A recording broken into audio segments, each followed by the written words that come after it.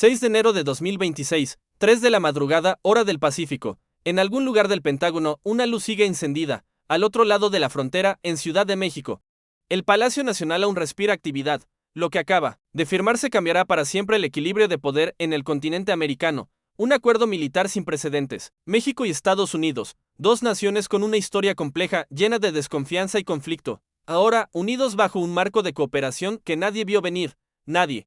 Excepto quienes conocían la verdadera amenaza. Porque esto no es diplomacia ordinaria. Esto es supervivencia estratégica. Durante décadas, la frontera entre México y Estados Unidos ha sido el símbolo de la división. Más de 3.200 kilómetros de alambre, muros, patrullas y tensión política. Pero hoy, esa misma frontera se convierte en la primera línea de defensa compartida más poderosa del hemisferio occidental. ¿Qué ha cambiado?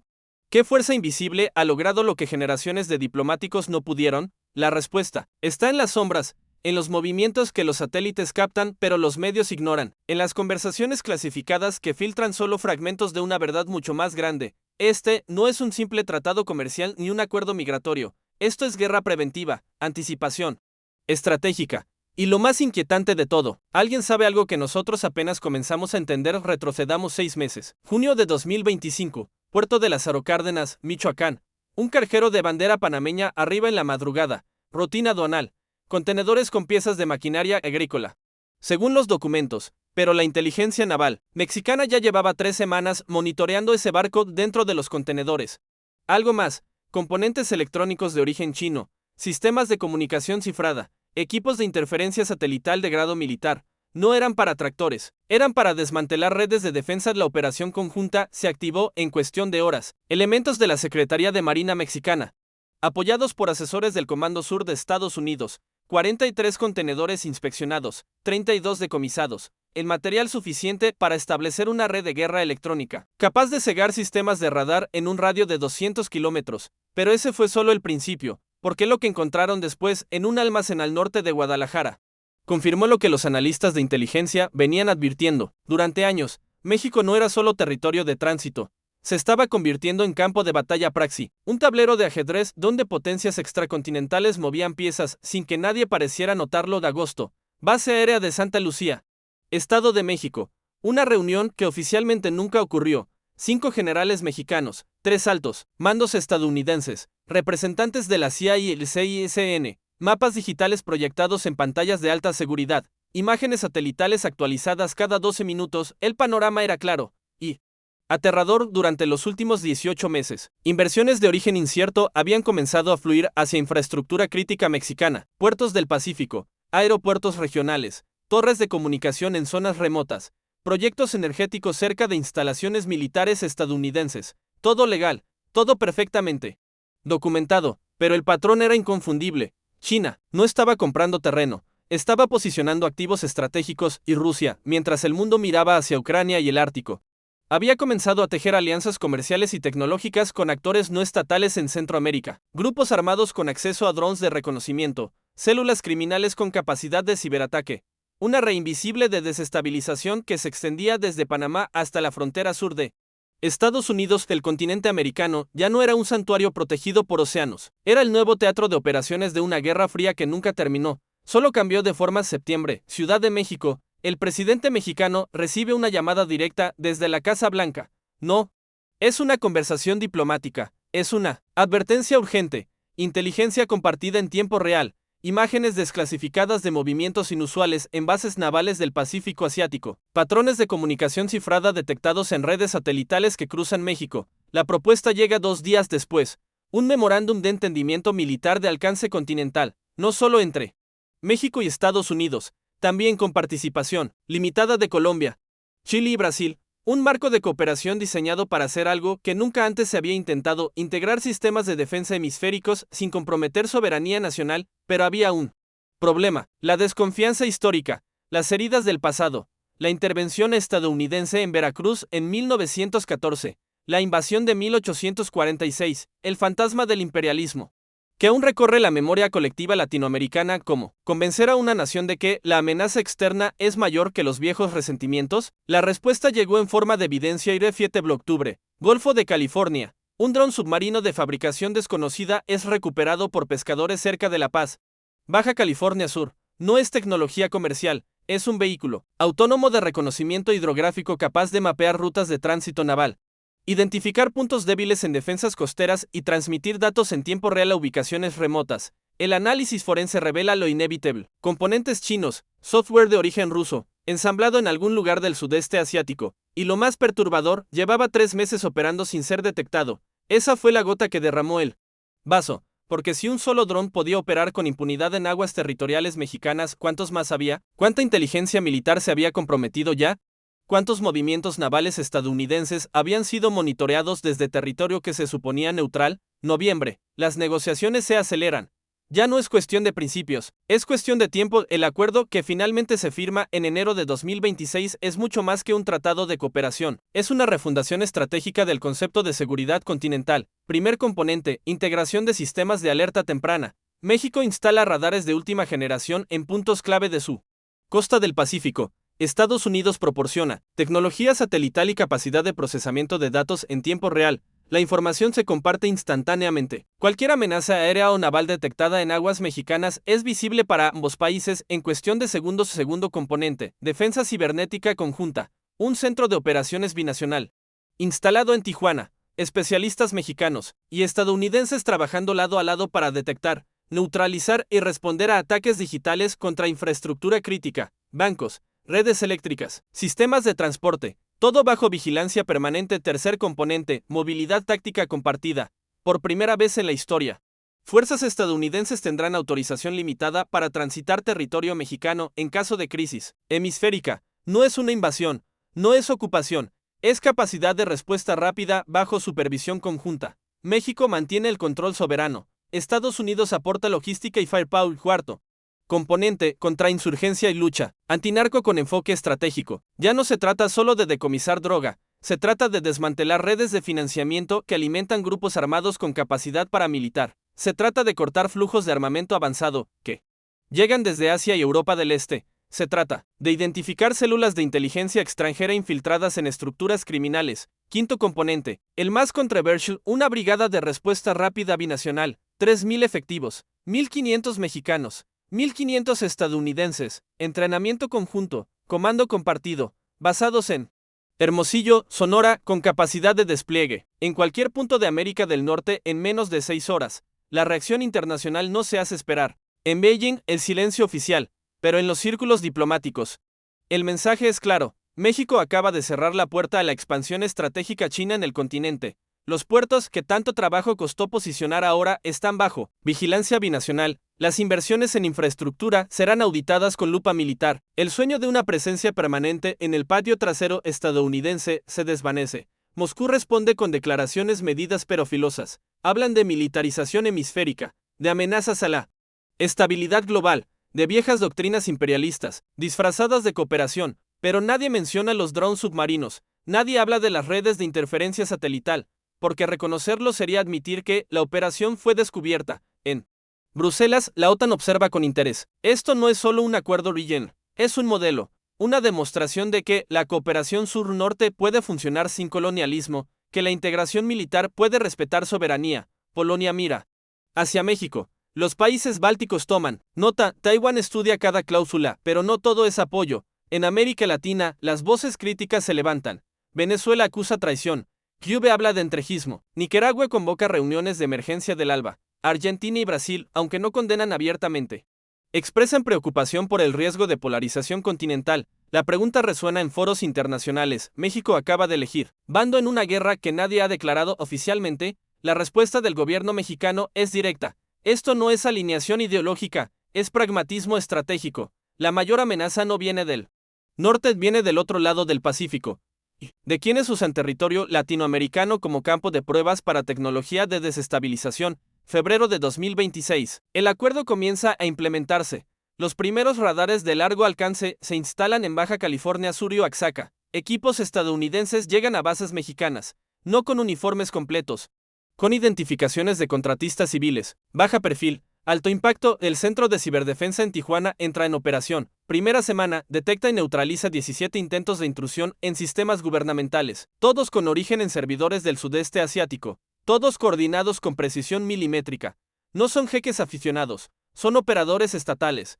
la Brigada Binacional comienza entrenamiento en Hermosillo, maniobras conjuntas, protocolos de comunicación unificados, ejercicios de respuesta a crisis, desde desastres naturales hasta incursiones armadas. La bandera mexicana ondea al lado de la estadounidense, algo impensable hace un año, algo que ahora, ante la amenaza real, tiene sentido táctico absoluto. Marzo, primera prueba de fuego. Un buque de carga de bandera liberiana es detectado frente a las costas de Jalisco. Ruta inusual, velocidad errática, transpondedor apagado durante horas. Los nuevos radares lo captan a 200 kilómetros de distancia. La Armada de México envía un patrullero. Estados Unidos posiciona un P-8 Poseidon de vigilancia marítima a distancia segura. El barco intenta evadir, cambia rumbo hacia aguas internacionales, pero ya es tarde. Helicópteros de la Marina Mexicana lo interceptan. Abordaje coordinado. Ningún disparo. Control total en 14 minutos dentro, lo esperado y lo inesperado.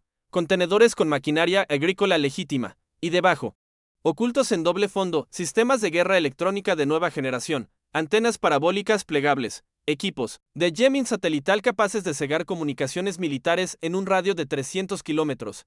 Y algo más, componentes de misiles antiaéreos portátiles, no completos, solo partes, esperando ser ensamblados en algún almacén clandestino. El capitán del barco, ciudadano griego, no habla.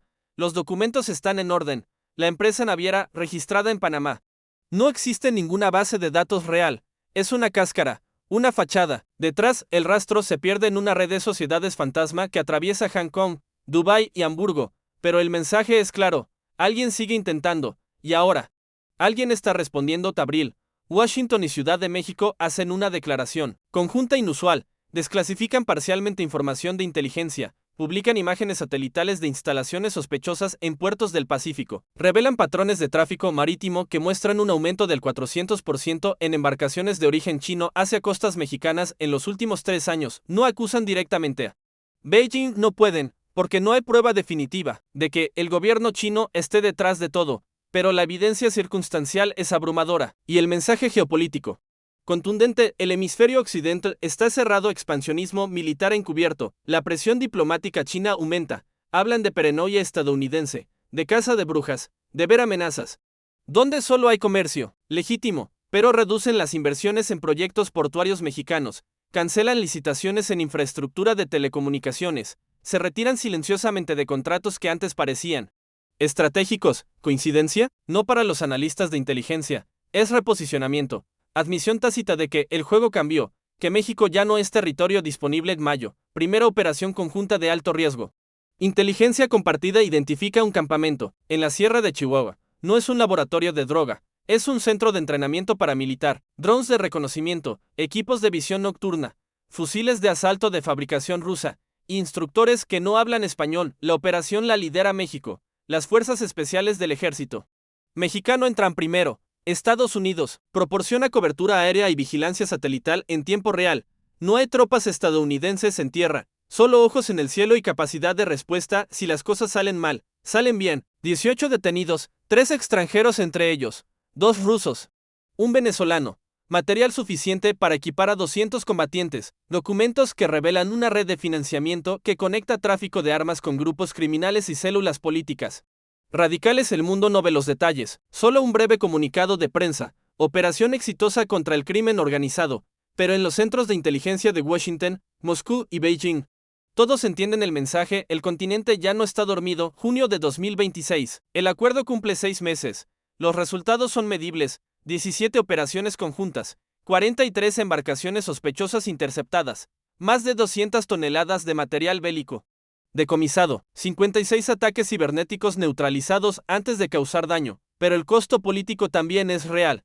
En México, sectores de izquierda acusan al gobierno de entreguismo, de vender soberanía a cambio de tecnología, de traicionar el principio histórico de no intervención. Las protestas llenan el Zócalo, los hashtags arden en redes sociales, la polarización se profundiza. En Estados Unidos, sectores conservadores critican por el otro extremo. Dicen que se está compartiendo demasiada inteligencia, que México no es confiable, que la corrupción infiltrará las operaciones, que esto es ingenuidad estratégica que se pagará cara. Pero los hechos hablan más fuerte que las opiniones, porque por primera vez en décadas, la frontera no es solo un problema migratorio, es un activo de seguridad compartida, una línea de defensa donde ambos países ganan. Y lo más importante, por primera vez, América Latina no es solo espectadora de conflictos globales, es jugadora activa, con voz, con capacidad de influir, con poder de decisión sobre su propio destino estratégico. En julio, la cumbre hemisférica se celebra en Monterrey. Presidentes, ministros de defensa, jefes de inteligencia.